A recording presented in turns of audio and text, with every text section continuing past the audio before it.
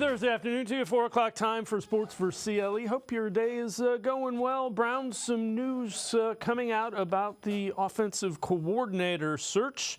The Browns will interview, or actually have requested permission to interview, former Chargers offensive coordinator Kellen Moore for the offensive coordinator vacancy.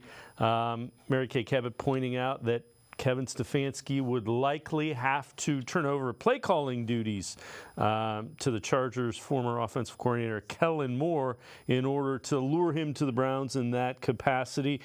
He's a guy that has called plays for Dak Prescott as well as Justin Herbert last year. Eagles have also requested permission to interview Kellen Moore. Let's welcome in Quincy Carrier, Untitled, Unfiltered Browns coverage. Quincy, Kellen Moore, pretty big name and pretty well thought of as far as offensive coordinators go. Yeah, a bit of a iffy couple of years for Kellen Moore, right? Where he leaves Dallas. That's when Dak comes the closest to winning an MVP he's ever come. And then obviously the Chargers had one of their more disappointing seasons. It's important to remember that the issues with the Los Angeles Chargers were pretty much focused on their defense, right? That was the big issue with the Chargers. Justin Herbert was relatively good, 20 touchdowns, 7 interceptions under Kellen Moore. And then you look at the quarterbacks he's had, Dak, Justin Herbert, you look at all the guys that they've interviewed. The Browns know that Deshaun likes to attack vertically. He likes to take big shots downfield, and you'll notice there is a constant with anybody that they bring in that has any type of passing experience. They have worked with quarterbacks who like to attack downfield, who like to get vertical. So I think that's why Kellen Moore is somebody that piques their interest, because he drew up an offense for Dak who's at his best when he's downfield, attacking, liking to go vertical. Same thing can be said for Justin Herbert. I think that's the philosophy change, or just overall change to the offense that the Browns are looking to make. They're trying to go vertical. They're trying to get downfield more often. And they think that that's how Deshaun likes to play, because when we saw him in Houston, that's where he's comfortable with. But even look, they brought in C.J. Stroud's QB coach. C.J. Stroud, what does he like to do? Attack downfield, stretch the game vertically. So I think that's what they're looking to do when you look at the candidates that they brought in. Yeah, keep in mind, Kellen Moore a couple of years ago was getting head coaching interviews as well. So he's a guy that is still considered kind of an ascending coordinator. Also, the Browns interviewed another one, Eagles offensive coordinator Brian Johnson, in town today, did in fact interview for the Browns offensive coordinator's position. As you can imagine, Quincy, plenty of people interested in this. Let's head to the voicemail of Truth and Reason for the first time today. I just seen that Brian Johnson is one of our another candidates for the OC job. Studying his offense, I noticed that they run a lot of 2x2, so they'll have 2 wide receivers on one side, 1 wide receiver and a tight end on another side. They run it very, very heavily. The offense has potential to be explosive here, but in my honest opinion, I would go with Gerard Johnson, because there is a connection with the West Coast system already, and also Gerard can adapt to Deshaun's skill set. Brian could do it as well, but there's just a lot of inconsistencies with the offensive system that he ran when he was with the Eagles. So I kind of feel more comfortable with Gerard than Brian. But yeah, go Browns. Appreciate all the voicemails. Quincy, let's point out, if Bobby Slowick is still in the mix to get the Falcons job, if he gets that job, Gerard Johnson's going to be the offensive coordinator in Houston, I believe. Yeah, I mean, there's a ton of ways that this could play out.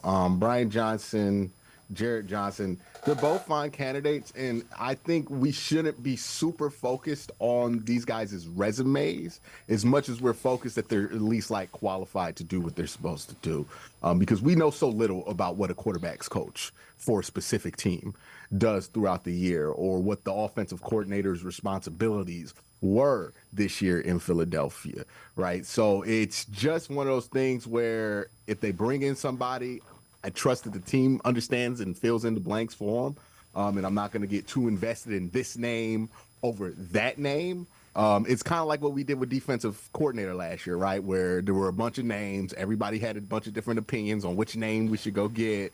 And, you know, the name they ended up getting was Jim Schwartz. Some were happy with that, some weren't. but ended up being a good hire, right? I trust the process that they have in line. And I think that there's nothing that says that Gerard Johnson can't do some of the stuff that you saw Brian Johnson do, and there's nothing that says that Brian Johnson can't do some of the stuff that Gerard Johnson could do. It's all about the interview process and what they bring to the table. Because, just like Drew Pexing, right? He was the quarterbacks coach here. We didn't know what he was really capable of. Becomes the offensive coordinator for the Arizona Cardinals. All of a sudden, we're like, oh, he runs a different offense. He has all these different things in there. Okay, you just have to trust the interview process because we have no idea what these guys are actually capable of from where we sit. So when you look at it, who are some of the offensive coordinators you like, and what are you looking for in an offensive coordinator coming in? Who are some of the ones that you kind of are like, I might want to stay away from them? Yeah, I try to look at traits, and then if they do have an extensive track record, really evaluating that. There's two guys, that I'm just off of completely. One of them already has a job, unfortunately, for you Ohio State fans. He does play it is for Ohio State, but college is a different game than NFL. He might be fine for Ohio State.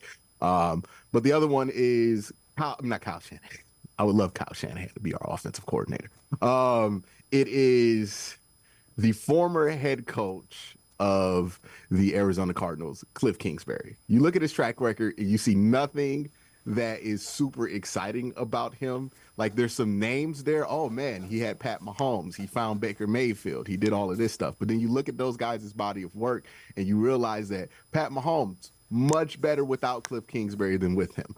Even somebody like Davis Webb, better without Cliff Kingsbury than with him. Got 4,000 yards passing at Cal, I believe. Baker Mayfield, everything we know about Baker Mayfield, especially in college football, is him wearing an Oklahoma uniform. And Pat Mahomes, we thought was a reach at 10. Pat Mahomes, because of his work at Texas Tech, right? So and Cliff Kingsbury also was there in Arizona with Kyler Murray. It took them 8 games without him to be like, oh yeah, we're not going to draft a quarterback. We got Kyler Murray, right? Because that was on edge before with the work he had with Cliff Kingsbury. So I think that Cliff is somebody you want to stay from. Any of these super high profile names, I would honestly venture away from, because you're not hiring somebody to take over the offense the same way you're hiring somebody to take over the defense. Kevin's still in charge of the offense. This is somebody to help collaborate with Kevin and come up with new ideas for this offense to get the offense out of its comfort zone. And if you have somebody who's used to being able to do his own thing, then that's probably not going to mesh well with Kevin, who's still in charge of the offense.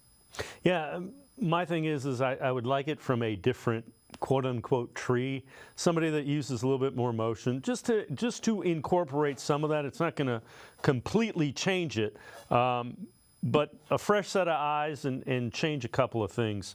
So a lot's been made about the play calling and Kevin Stefanski calling plays.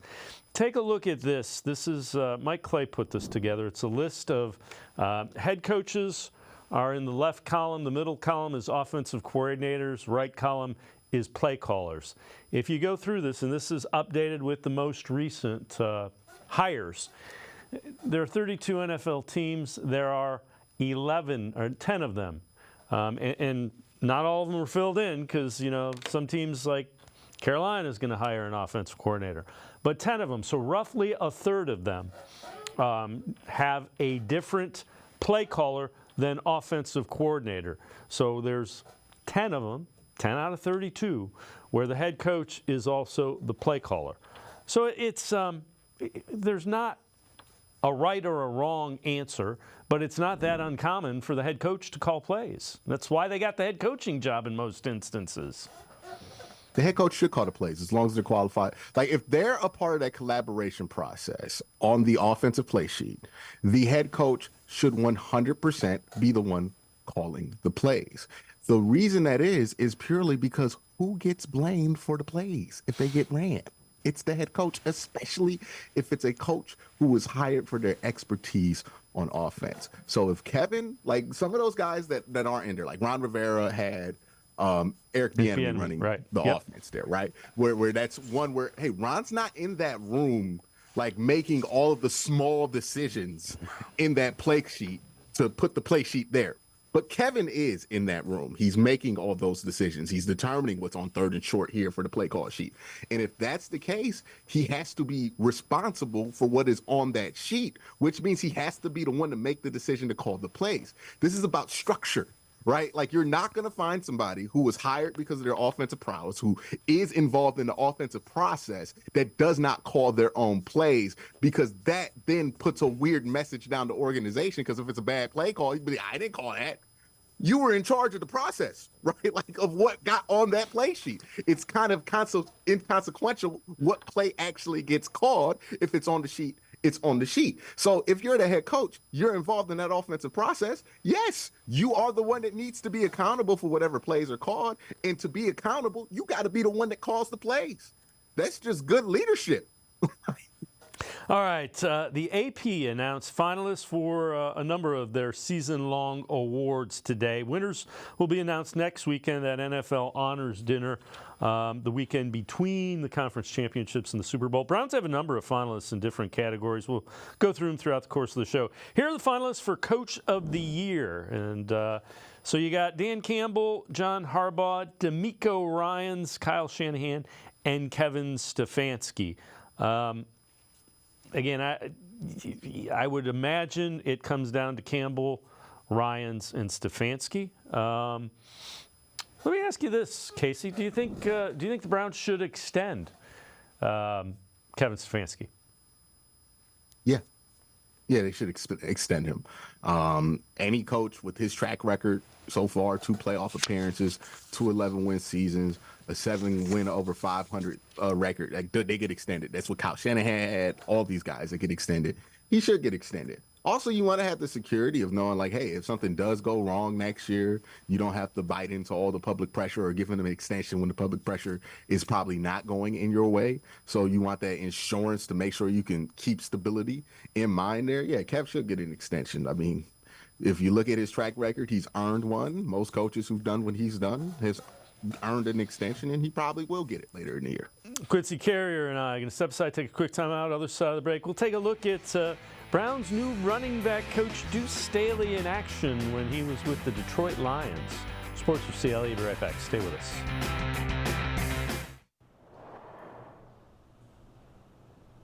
You might have expected all the games and all the excitement. And even though you couldn't see it right away, it's all right here. 5 games in one. $22 million in prizes between $25 and $500, and a shot at $1 million grand prize. Golden Casino, a night's worth of excitement for just $10.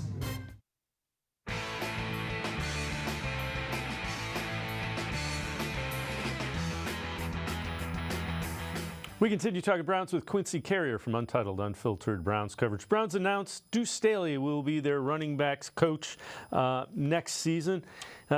Staley, a couple years ago, was with the Lions. Here's an interaction with defensive coordinator Aaron Glenn from Hard Knocks a couple of seasons ago during training camp. Yeah, AG and start right here, baby. And Deuce, you're absolutely right. Ain't no doubt. You want something, we're gonna give you something. Yeah, well, we're gonna take it. We want something, we're gonna give you something. Take it, everything you want. Let's go, man, compete. I'll compete them. Now talk. Stop the screen. 5-yard Stop route. the screen. Oh, You have great. with a Stop the 5-yard screen. route. Great. Stop the screen. You wanna talk I'm happy about for you. 5-yard route. I'm happy for you. You should be. Yeah, you stop the screen. I ain't heard you Hey, all bang it practice. out. Now you woke up. You forgot to tell them we playing today. You forgot to tell them we playing today. Man, y'all had a They look one play, now you scared. wanna talk. They look scared. Deuce Staley, Browns' new running back coach. A little bit of intensity there. I could see him going back and forth with Jim Schwartz. Of course, he was running back, pretty good running back with the Eagles back in the day. I'm old enough to remember him as a player. Oh, yeah. He definitely is somebody who has that notability in the league, which is always important to have to your coach's staff. You know, like sometimes, even if the coach is good, right, it's the coach's most important job, or any teacher's most important job. You can know everything in the world. You can know how to teach it well, but you got to make sure you know this first. how to get that message to somebody, right? Because it really don't matter what you got to teach somebody if they're not listening. And sometimes you need to just get a new voice in there so people will listen. And I think, look, Deuce Staley, they're going to listen to him. It seems like he's going to be able to get them to listen. He's experienced, good running backs coach. I think they wanted a little bit of a change of pace. You know, Stump is a bit more reserved in his way of going about things. Deuce, not so much, right? A little bit different, right? He's going to have a little bit of a different demeanor, and it's about having a nice balance of different attitudes and different type of people in that locker room, something that Kevin's learned throughout the years, and I think this is another step in being like, hey, I need some former players on staff so we can know some of these locker room dynamics a little better, which they did a good job of this year, and then also, you know, some energy changers, right? Because, you know, they did that with the defensive side of the ball. He's like, wow. Really changed a lot. Maybe we should try that on the offensive side of the ball, get some guys who are a little bit different, right? So Brian Callahan was hired as Tennessee Titans head coach. Still waiting to see if he tries to add his father, Browns offensive line coach Bill Callahan, to the staff. He did come out and say today he was going to be the play caller, which means you could offer him the offensive coordinator's position, which would then be a step up, so the Browns wouldn't be able to block him. What do you think it would? And I don't know that the Browns would even try to if he wanted to go to his son's staff. But what would it mean to lose Bill Callahan for the Browns, do you think? Oh yeah, losing Bill Callahan. Look, he's a really good coach. He's really qualified, and you would have a tough time finding somebody as qualified as him and as good as his job. The good thing for the Browns is that offensive line room is at a point to where you don't need the greatest head coach, the greatest offensive line coach in the NFL in order to make it work, right? So the barrier of entry is much lower, and you're in a situation where you can get away with having somebody learn as a offensive line coach versus somebody who's that finished product as Bill Callahan is, because Joe Bitonio is developed. The culture in that offensive line room is well set. You got veterans in position there. That's going to help, you know, keep young guys in line more than anything. And like I said, maybe you hit a wall with Jed Wills doing it the Bill Callahan way. Or maybe you might hit a wall with DeJuan Jones. So maybe it might help to have a different voice in there to get some of these guys who aren't fully developed yet kind of where you want them to be. So while it would be a tough blow, losing one of the best offensive line coaches in the NFL, you know, it's something that if it happens, I think they could roll with. So some more finalists for that AP awards that's going on. The AP Assistant Coach of the Year, here are the 5 finalists. Ben Johnson, Lions offensive coordinator. Both the offensive and defensive coordinators for the Ravens, Mike McDonald, Todd Monken. Jim Schwartz is a finalist, as is Bobby Slowick. And that one's going to be a tough one. You know, you can make the case for any and all of those, which you could say probably about all of these, but the assistant coaches one is going to be a rough one. Oh, yeah. I mean, especially since this was done at the end of the regular season, it's going to be a tough one. These are some really good offensive and defensive coordinators. It's kind of a shame that, you know, these openings kind of got filled up, or at least one of them got filled up by Jim Harbaugh, who's coming from Michigan. So, like, not all of these guys are even going to be able to get jobs or promotions that they deserve. So it is a loaded crop of assistant head coaches. You could say Ben Johnson took that offense to new heights there in Detroit. Mike McDonald took a already good defense and turned it into a really, really great defense. Todd Monken put Lamar in a position to make him MVP again. Jim Schwartz took a defense that was 32nd in the league in a lot of areas and put them at first in a lot of areas. And then Bobby Slowick helped turn that Texans offense around from one of the worst offenses in the NFL, similar to what the Browns did with Jim Schwartz, to one of the best offenses in the NFL, and did it with a rookie quarterback and a rookie wide receiver leading the charge. So all impressive jobs. And honestly, you should just be thrilled to be announced as a finalist because that's an honor in itself when the class is this strong. All right. I know you've answered this in your video. Do you think the Haslams are good owners? It really depends on what that term means, right? Because, like, are we saying good like how we mean a football player is good, which means they are above average in every way? I don't know. But when it comes to ownership in the NFL, the bar is kind of low. So what I think a good owner is somebody who is able to put their ego aside, make decisions in areas that make sense for them to make decisions in, but let other people take charge in areas where it makes sense for those people to take charge in, and still be invested enough in the team to be willing to spend money in areas that make sense. And Jim and Dee have hit that box with this team. They've been willing to spend when the team needs them to spend. This whole Deshaun Watson contract, not just getting it, but also avoiding the cap hit for it, it requires a lot of cash. It really does for the Haslam's, right? They've been willing to pump it into the team. We've seen this stuff from small things like the amenities at the stadium being better, the stadium upgrades over the years and stuff like that. And I think that the Haslam's have been, like, when you look at them compared to everybody else, they've been good owners. They found somebody who they felt like could run the whole thing. They let them pretty much do their thing. They're not doing those. Remember how they used to do those press conferences right at the end of the last game of the season? Like, that was just not good stuff, right? Like, that was not a recipe for good things to happen.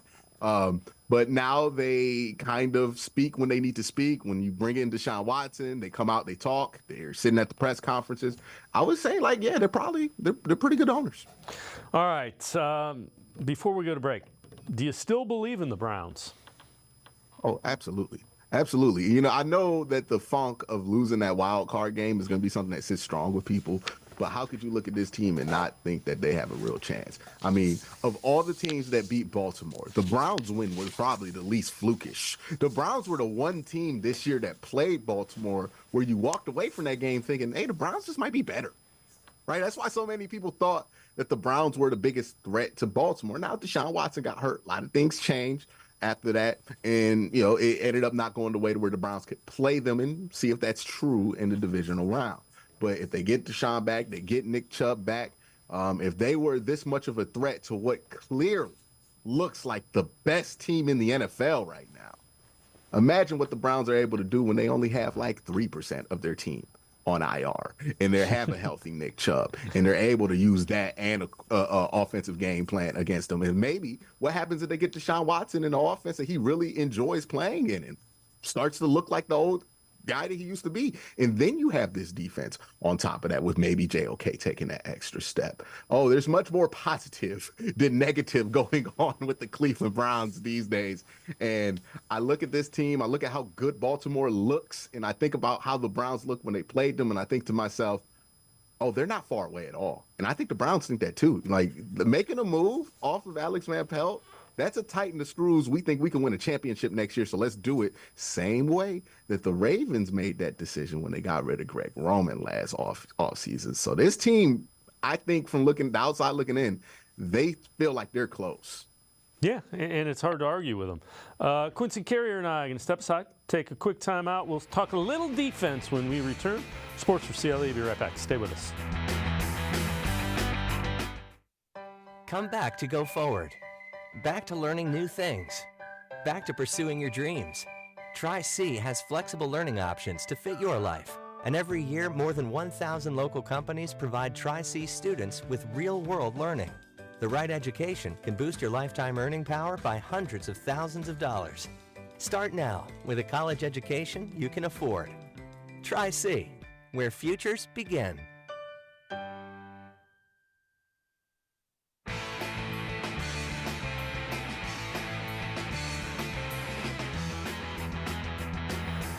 We continue talking Browns with Quincy Carrier from Untitled Unfiltered Browns coverage. Andrew Berry was asked about the possibility of Maurice Hurst returning. Hurst now a free agent.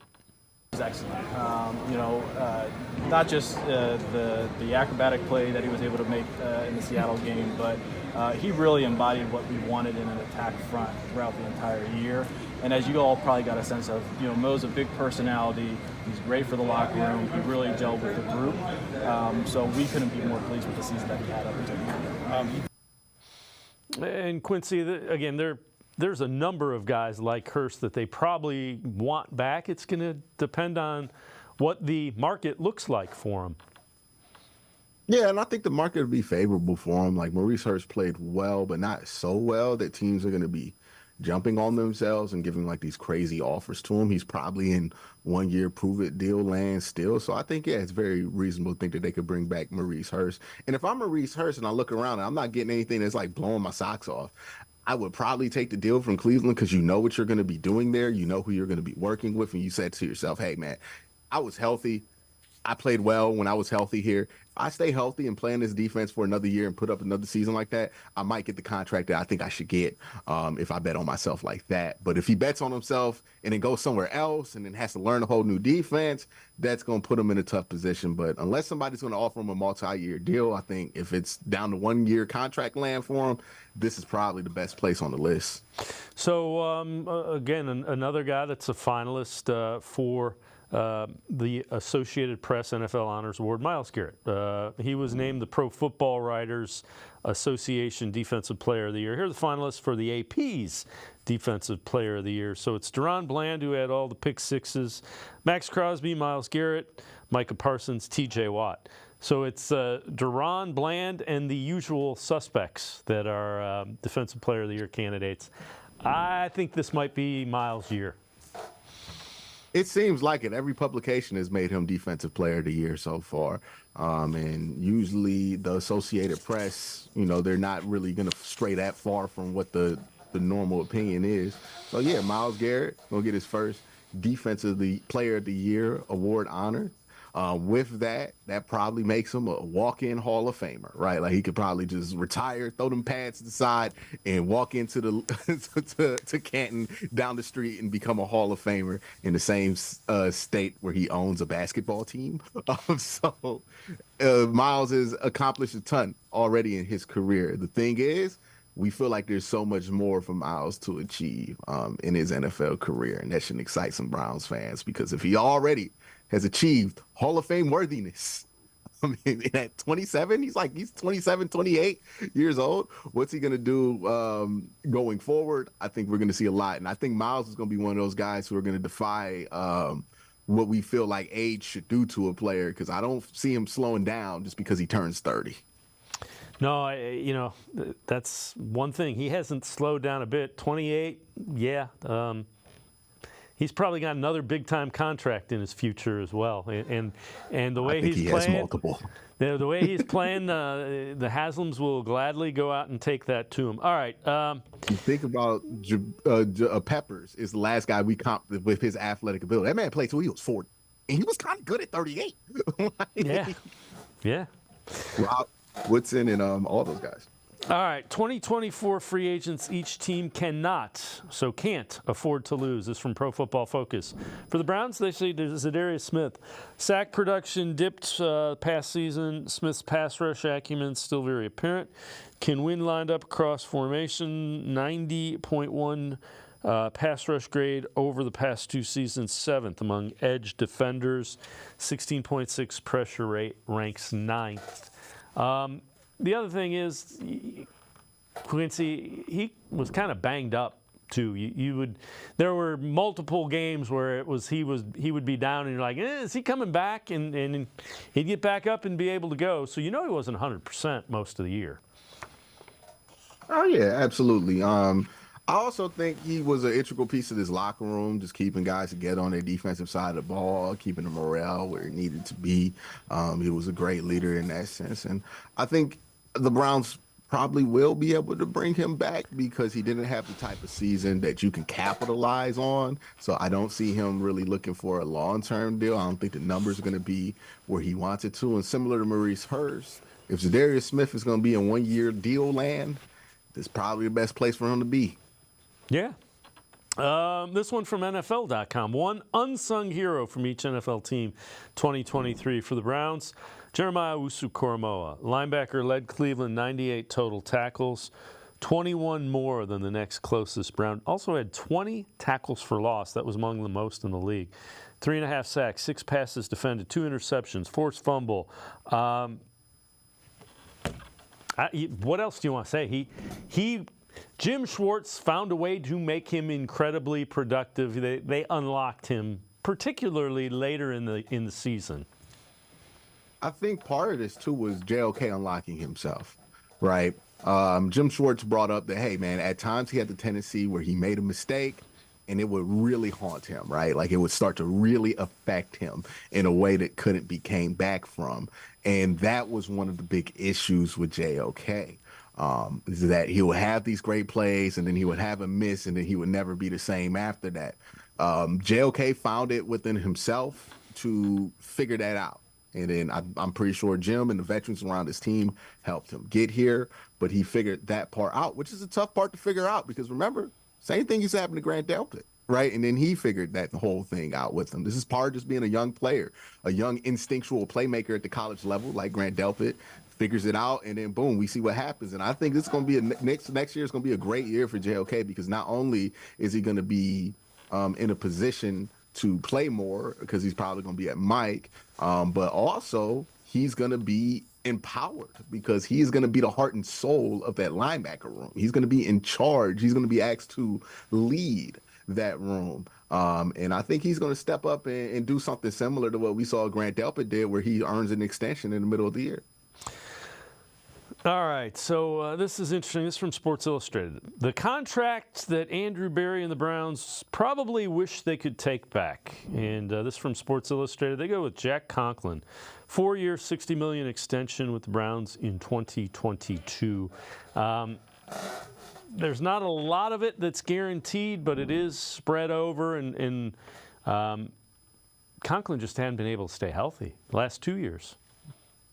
Well, the reason we regret that contract is because we hit on the 4th round pick in DeJuan Jones, right? Like if DeJuan Jones isn't who DeJuan Jones is, we aren't talking about, man, we wasted that money on Jack Conklin. So we regret it. We were too successful in the draft. We regret this contract. We didn't know that we would have a rookie all-pro, one of the best tackles available to us in the 4th round, which is impossible to predict at the time that the Browns gave up that contract. I would also argue that this can change completely because if you trade Jack Conklin for like a 5th round pick and you get something for him, that would have been better than losing him with no compensation or just straight up cutting him. So, yeah, but it's a very fixable mistake on their part. Like, I don't think they should have signed that contract with Jack, but I think there are ways to get out of it. Yeah, the other thing is that they were, the thought process was we got to keep our line strong. He's our starting right tackle. When he's healthy, he makes the run game go. So, I get it. Yeah. Calling it a mistake almost requires you to know. Hey, by the way, just in case you might get DeJuan Jones, like, there's no way, right? Nobody thought he was going to fall to the 4th round. That would have been a very irresponsible strategy by the Browns. And if you don't get DeJuan Jones and you don't have him extended, we're talking about how irresponsible we are. So, Quincy Carrier and I step aside, take one more time out. Other side of the break, back to the offense, talk a little Deshaun Watson and wide receivers. Sports4CLE, I'll be right back. Stay with us. The Ohio Lottery Partners in Education program is dedicated to recognizing exceptional students, teachers, and schools throughout Ohio. Scan the QR code on screen to nominate students and teachers as Academic All-Stars and Teachers of the Month. They must be currently enrolled or teach in grades K through 12. Is your K through 12 school developing students' literacy skills to achieve success in reading? If so, you can nominate your school for the School of the Year. Students can win $100, teachers can win $500, and schools can win $2,500. Scan the QR code, fill out the forms, and nominate deserving students, teachers, and schools today. The Ohio Lottery Partners in Education program takes pride in honoring exceptional students, teachers, and schools across Ohio. Submit your nomination today. It's fun, fast, and free.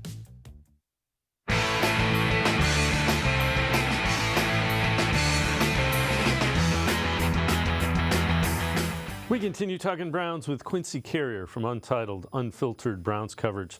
All right, Quincy, so the question is, and I know you've answered this on your show, can a healthy Deshaun Watson lead the Browns to the Super Bowl?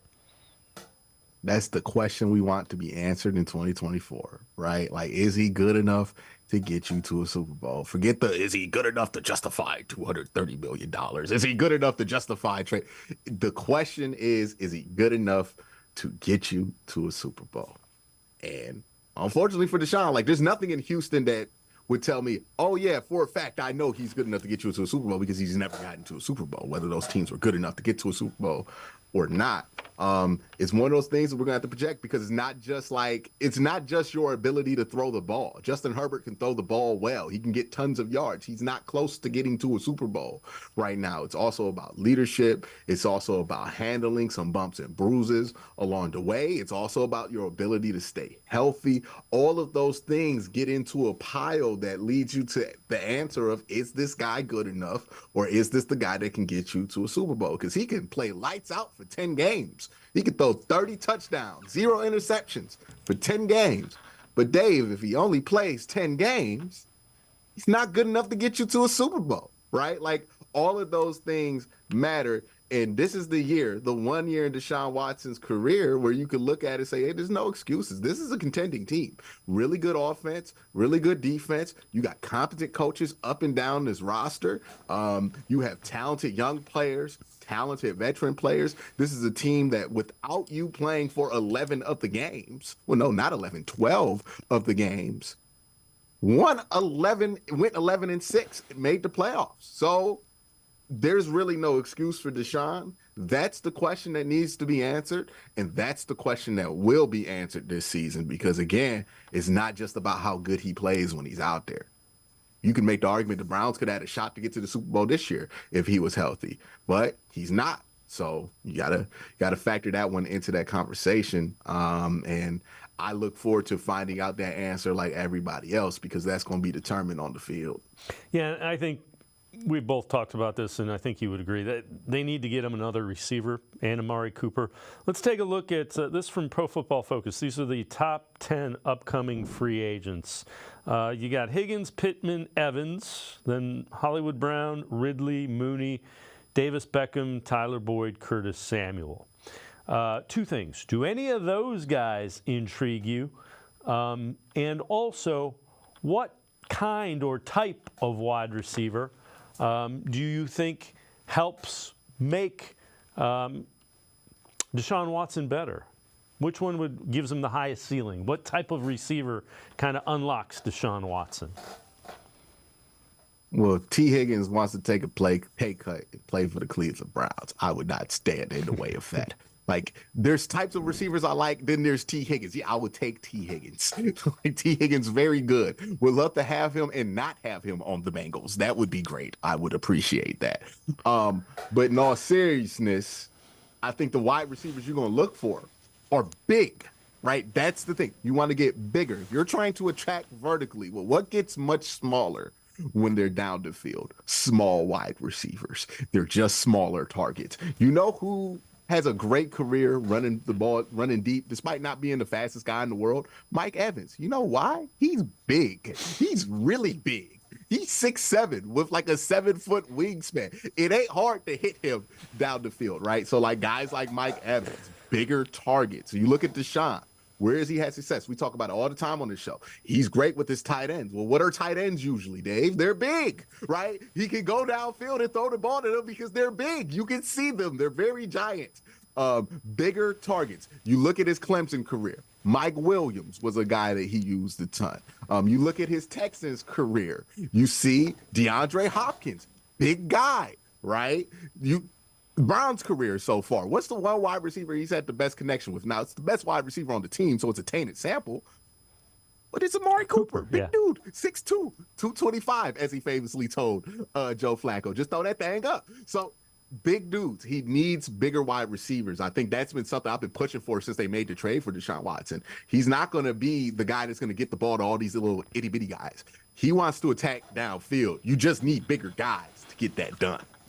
Mike Evans, every time you say Mike Evans, I was chuckling because Mike Evans made Johnny Manziel a Heisman Trophy winner. Well, just think about that. Baker Mayfield to the second round. Yeah. I know. He had us thinking Jameis Winston could work. Yes, Mike Evans.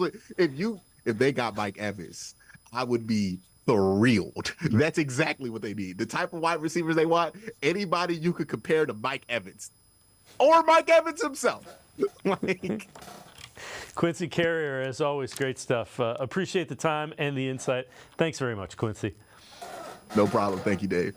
Quincy Carey, make sure you check him out. Really good stuff. Untitled, unfiltered Browns coverage, always insightful. We're going to step aside, take a quick time out. On the other side of the break, Casey Kinnamon from Dawg Daily Network 216. We continue talking Browns. Stay with us. Come back to go forward. Back to learning new things. Back to pursuing your dreams. Tri-C has flexible learning options to fit your life. And every year, more than 1,000 local companies provide Tri-C students with real-world learning. The right education can boost your lifetime earning power by hundreds of thousands of dollars. Start now with a college education you can afford.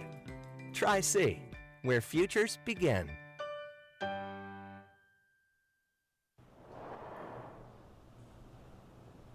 You might have expected all the games and all the excitement. And even though you couldn't see it right away, it's all right here. 5 games in one. $22 million in prizes between $25 and $500, and a shot at $1 million grand prize. Golden Casino, a night's worth of excitement for just $10. I am powerful beyond my wildest imagination. I will define my future. I will keep challenging myself to improve. Because I am a future leader of this great nation. I will be responsible for raising a beautiful family. And educating not only my generation, but many more to come. I will make a difference in my community. And I will stand up for what I believe in. I will not settle for simply chasing my dreams, I will achieve them. Because I was given a chance. An opportunity. A home. At Family, Career, and Community Leaders of America. The ultimate leadership experience. FCCLA has been one of the greatest experiences of my life. It's made me who I am today. Join us. We'll build a new future together.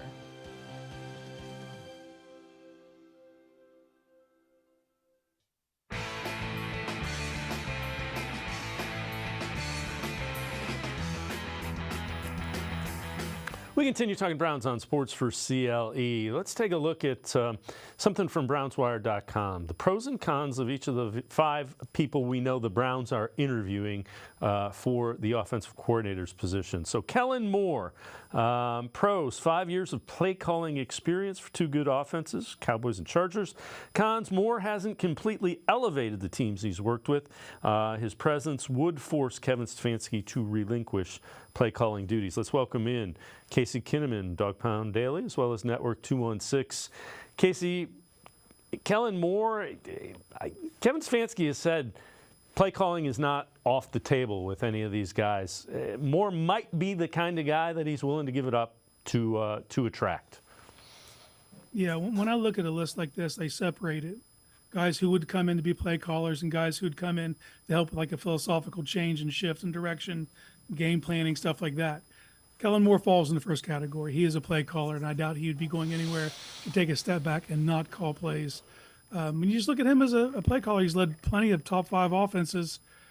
The thing is, the Dallas Cowboys seemed to get more explosive after he left, and Dak had way less turnovers. That's cause for concern for me.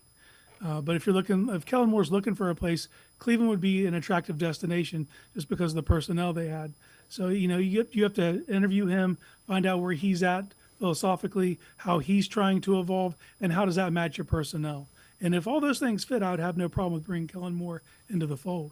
So the next one is Brian Johnson. So pros, experience and good offensive system after 3 years with the Eagles, spent a lot of time coaching in college as well. Cons, offense wasn't overly successful in his first year as the coordinator. Philadelphia elected not to bring him back after 1 season. It's kind of interesting. I would imagine the play calling, he would be one of the guys you're just trying to get some of their, some of their insight in and how you can change things up. Yeah, for me, he falls in that category of guys you'd bring in just to help with the philosophical shift. But when you look at that Philadelphia offense, the way they bogged down this year, there was no motion, lack of creativity, would just abandon the run at times. The thing that concerns me the most is he was playing with an extra down because of the proclivity for their brotherly shove or tush push or whatever you want to call it. He was playing with an extra down and still had lack of success. That does worry me. So I personally don't see him as a strong candidate, and I don't know what he would bring to the table that would further this offense. Yeah, you mentioned there wasn't a lot of motion. I think that's one of the things that they need to find a way. That's kind of the new age thing. All right, next guy is Jared Johnson from the Houston Texans. Pro, young and endorsed by Deshaun Watson's personal QB coach, that's Quincy Avery. C.J. Stroud credited him with helping him elevate his game during an impressive rookie season.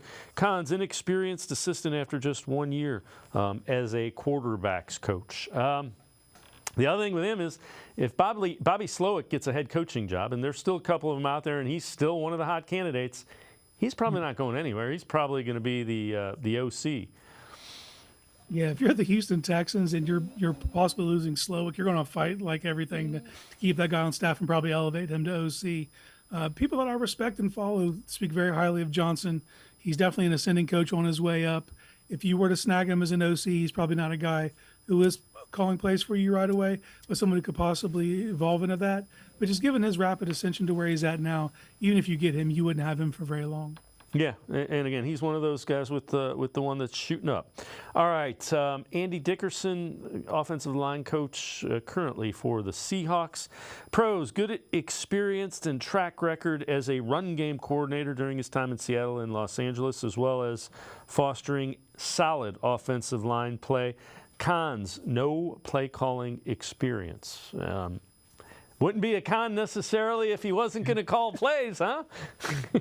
Yeah, exactly. That's a guy that you bring in because you want to pick his brain about that run game. That's someone that you want to change your modalities and your philosophies in your run game. That is a guy you'd be definitely very interested in.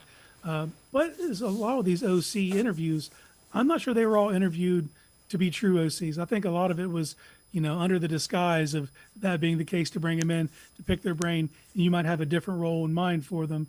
But that is something to consider. If you bring one of these guys in, they'll be the OC in title, but it may be because of their experience in one facet or another. And his ability to coordinate a run game is something you'd be definitely interested in, given all the shortcomings the Browns had this year in that very avenue.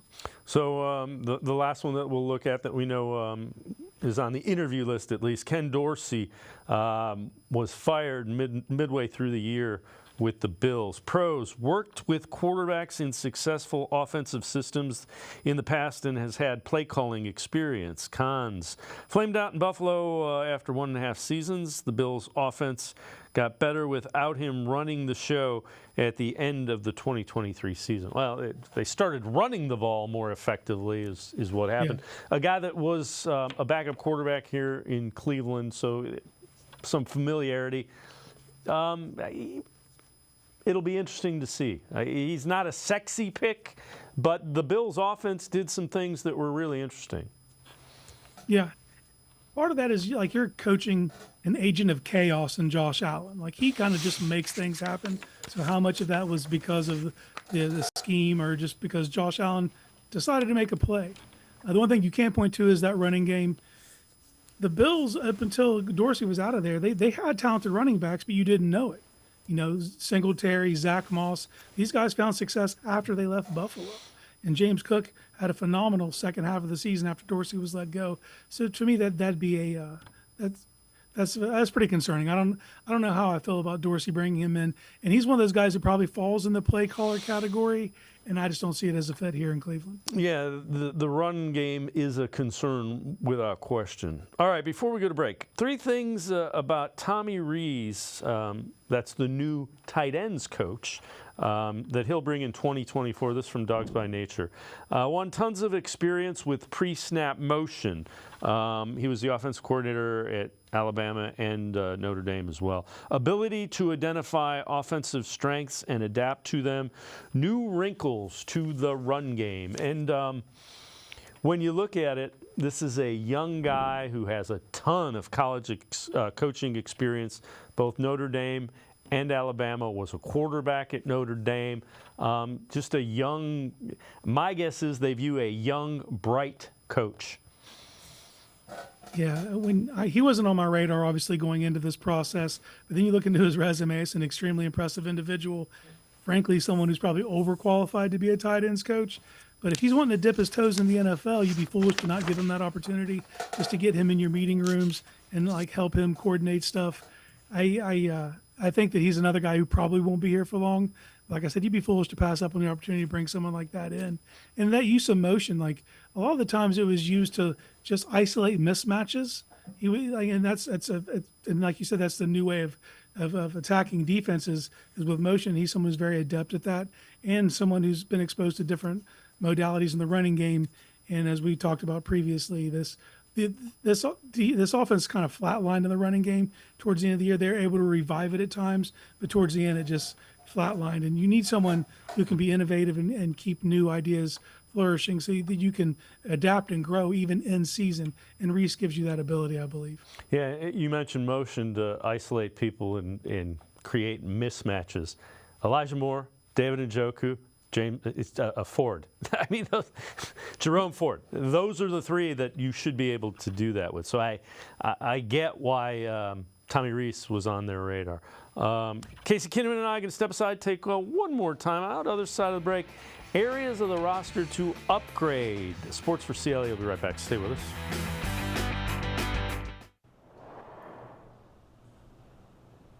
You might have expected all the games and all the excitement. And even though you couldn't see it right away, it's all right here.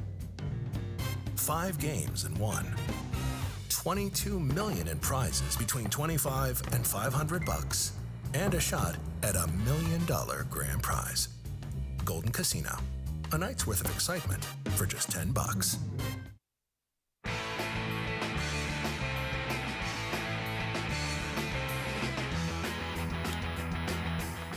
We continue talking Browns with Casey Kinnamon from Dog Pound Daily Network 216. So, Casey, you look at this roster, what areas do you think need upgraded the most? For me, it's the skill positions, but namely wide receiver. But it needs it in all three. To me, you need another tight end to add to this, build around Njoku. You need to bring another running back in. But that wide receiver room, you need to add some more dynamic ability to that wide receiver room. You need someone who can possibly be Rob into Amari's Batman. I think that's what you're looking for. And you can do it in a variety of ways. You can go after a speedster, someone that can stretch the field. You can go after a big body target. Like there's a couple areas they could improve. Now you have a couple players that might possibly take a step, but you can't count on that. And you need to keep adding talent to that room to make these other players like Cedric Tillman, like David Bell, earn their spot. So that's one area I would definitely look to add. Yeah, the way I kind of look at it, if you add a 2, Elijah Moore's a pretty good 3. David Bell, Cedric Tillman are a pretty good, but you've got that gap after him. It's kind of Amari Cooper, and then everybody else needs to kind of up it. I won't say significantly, but it needs to be noticeable, just in my mind. All right, let's take a look at this. This is from Pro Football Focus. 5-round mock draft for the Browns. So they have the Browns in the 2nd round taking wide receiver Xavier Worthy from Texas. 3rd round, they go with a defensive tackle, Braden Fisk from Florida State. 5th round, an Ohio State guy, Tommy Eichenberg, also from St. Ignatius High School, so a local guy.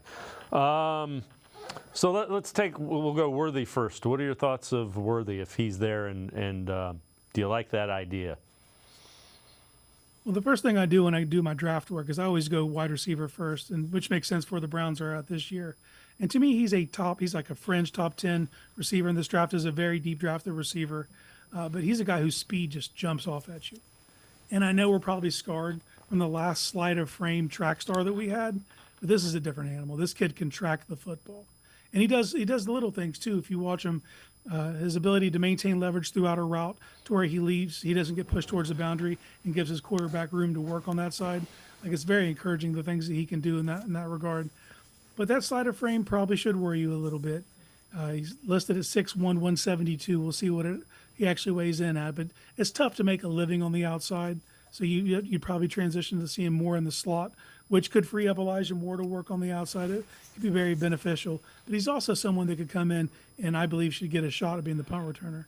Because when I say he's fast, I mean it jumps off the screen at you.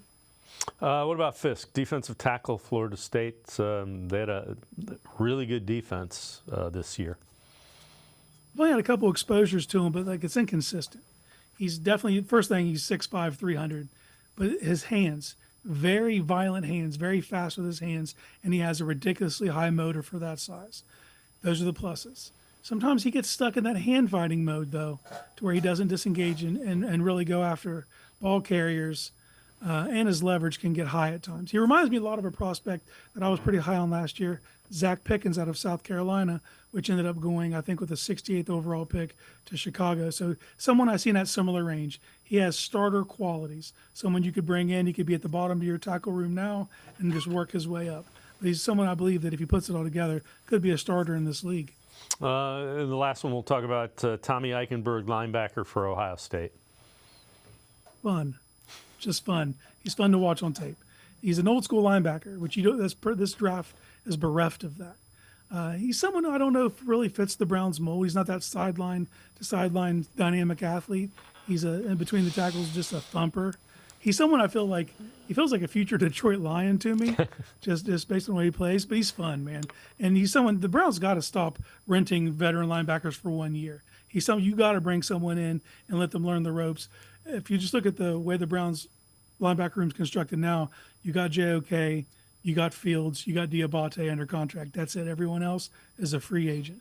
I try to bring back Taki, maybe Matthew Adams for special teams, but you definitely need to draft one, and I would be very happy with Eichenberg in the 5th round. All right. So we've been going through some of the finalists for the various awards that were announced today from AP. So the AP Comeback Player of the Year finalists will be announced next weekend. Joe Flacco, Damar Hamlin, Baker Mayfield, Matthew Stafford, Tua Tagovailoa. All the Browns fans think it's Joe Flacco. With what Damar Hamlin, and I know he didn't play a lot of snaps, it's going to be awfully tough for anybody not named Damar Hamlin to win the Comeback Player of the Year. Dave, this is the weirdest award because there's no clear definition of comeback. So you literally, the range is you got a guy who came back from dying on the field to you got a guy who came back from not being good at football. It's a pretty wide range. And if you're a Browns fan, you can see it through your lens. You got a guy who, came off not even being on a team, leads your team through a playoff push. During that time period, he leads the league in receiving, in yards thrown and touchdowns. Very deserving. But you could probably do that for each individual player if you look through it and tell their story to it. It would make sense for them to win it. But the reality is this is probably going to go to a guy who did the least on the field. But there's, it's probably going to go to Damar Hamlin. But there's a human element to the voting. And you don't want that. These guys are probably put in a position when they're voting, they'll feel pretty insensitive to not vote for Damar Hamlin. So I think that's probably the biggest factor. So I'll be surprised if Hamlin doesn't win it. And Hamlin has done so much in the community since he has recovered. He is a finalist for the Alan Page Award, which is the impact that you've made in the community. So I'm with you. I understand completely what you're saying. All right. Before I let you go, let's take a look at this. This from Dog Pound Daily. 3 Browns on the chopping block after off-season changes. Number 3, tight end Harrison Bryant actually played pretty well in the end of the year and also into the game against the Texans. Number 2, David Bell. You could say the same thing. Came on late when he was given the opportunity. And number 1, Wyatt Teller. And I don't see that one. I think they want their interior of that line the way it is. I think they're going to do it. It's expensive without question, but you better do that if you're planning on making a deep run when you face the Ravens and the Steelers and the rest of the AFC. When I look at Teller, I had a similar thought last season that this could be a potential trade candidate maybe if you felt good about your depth there. I don't know that they do necessarily with Dunn being a free agent as well. But he has a massive cap hit this year. And I could see them trying to restructure Teller. I could also see a scenario where if they're unable to restructure to try to recoup some of that money and cut him. But you don't get better by cutting Wyatt Teller. I think that's pretty obvious. The David Bell one, I think he's someone that could be coveted just because he's a good possession receiver. He's not going to wow you with his athleticism, but he's going to be where he's supposed to be. He can find spots in zones, sit down, pull in third down catches. There's a role for that guy on the team. Now, the thing that could push him out is just an influx of talent. Right. You bring in more talent and he gets left out, so be it. That's may the best man win. And Harrison Bryant, this team just seems to like him. Even though he really doesn't even fit the mold they try to put him in. He's kind of undersized. He's not real strong. He's not that good of a blocker. Man tries hard, and he seems to catch crucial at times. He just gets open. It's a weird combination. But I think that if you can get him on a cheap deal, I think they try to keep him around. But if that number becomes higher than they want to pay, I could also see them moving on from him. Yeah, especially if some team looks at him and says, we can kind of use him more as a hybrid that can flex out some. And, it'll be interesting for sure. Harrison Bryant is one that is really intriguing. Casey Kinnamon, as always, great stuff. Appreciate the time and the insight. Thanks very much, Casey. Anytime, Dave. Thanks for having me. Casey Kinnamon, make sure you check him out, Dog Pound Daily, as well as Network 216. It's going to do it for this edition of Sports for CLE. We'll see you back here tomorrow at 4 o'clock. Have a great night, everybody. See you tomorrow at 4 on Sports for CLE.